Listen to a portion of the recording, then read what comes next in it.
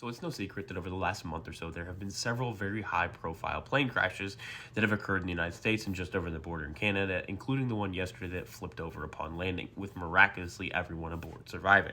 And that has left a lot of people worried if flying is actually safe. And lots of people pointing out in comment sections and all of that flying is one of the safest modes of transportation you can take, which is true. It is by far one of the safest modes of transportation you can take. And you can say that and be right until you are blue in the face, but it doesn't matter. There are way more automobile accidents, and there always will be, than there are plane crashes. There are way more automobile fatalities than there are plane crash fatalities, and there always will be. But it still will not matter to the average person.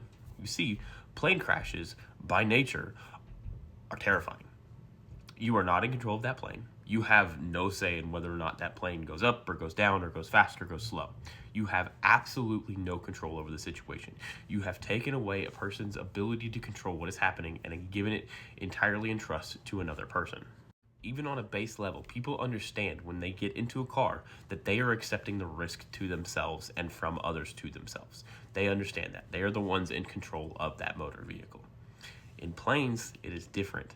And additionally, plane crashes are violent and explosive, and a lot of times there are no survivors to a plane crash, as evidenced by the fact that 2 of the 3 major profile plane crashes in the last month have had no survivors. Everyone on board was killed. So you can point out road fatality statistics and accident statistics and all of that, and you can be right, but it's not going to matter, and it's not going to help anyone, because the aviation industry, when something goes wrong, it is often catastrophically wrong and kills just about everyone on board. Aviation will always, always, always be under a bigger scrutiny than anything else, simply because when something goes wrong, it's really, really wrong.